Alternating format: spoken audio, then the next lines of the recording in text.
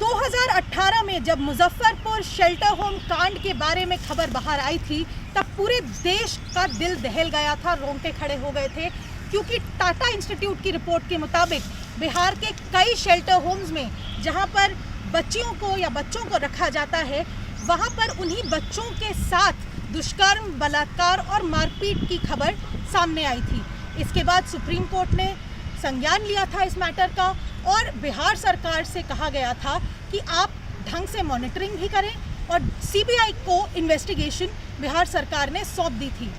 अब 4 साल बाद ये मामला दोबारा सुप्रीम कोर्ट के सामने एक याचिका के अंतर्गत आया है। निवेदिता झा जो ओरिजिनली पिटिशनर थी, जिन्होंने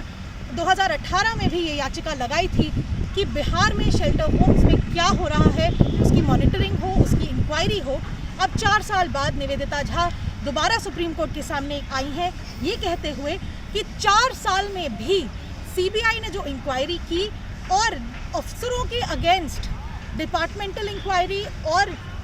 डिसिप्लिनरी इंक्वायरी के जो रिकमेंडेशन दी गई थी, उस पर कोई काम नहीं हुआ है। याद रखिएगा, टाटा इंस्टीट्यूट की रिपोर्ट के बाद जब सीबीआई की इंक्वायरी हुई थी तो ये साफ आया था कि कम से कम 17 शेल्टर होम्स में बच्चों के साथ मारपीट, दुष्कर्म, बलात्कार तक किया जा रहा है। मुजफ्फरपुर का जो शेल्टर होम था, उसकी कहानी सुनकर तो पूरे देश के रोंगटे खड़े हो गए थे, क्योंकि 34 बच्चियों के साथ कई महीनों तक नशे की दवाई खिलाकर बलात्कार की खबर सामने आई थी, और उस केस में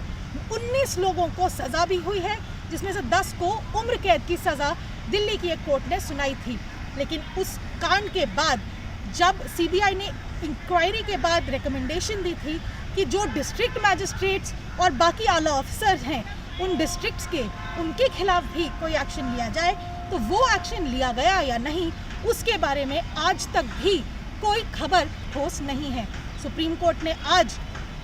chief justice N V Ramana की पीठ ने जब ये मामला सामने आया तब बिहार सरकार से एक्शन टेकन रिपोर्ट मांगी है। याद रखिएगा, सीबीआई इंक्वायरी की रिपोर्ट के मुताबिक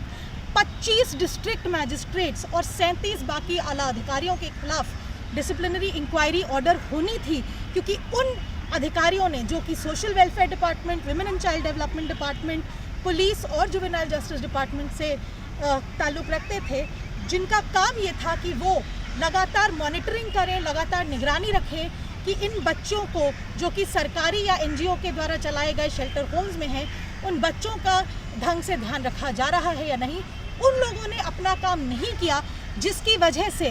उन बच्चों के साथ इस तरह के दुष्कर्म और मारपीट हुई। अब उन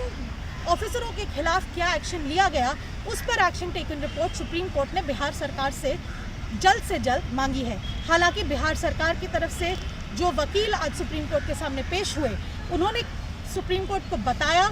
कि सीबीआई की रिपोर्ट के मुताबिक सभी ऑफिसरों के खिलाफ एक्शन लिया गया है, कुछ के तबादले भी हुए हैं और कुछ के खिलाफ डिसिप्लिनरी एक्शन भी लिया गया है। लेकिन कोर्ट ने अब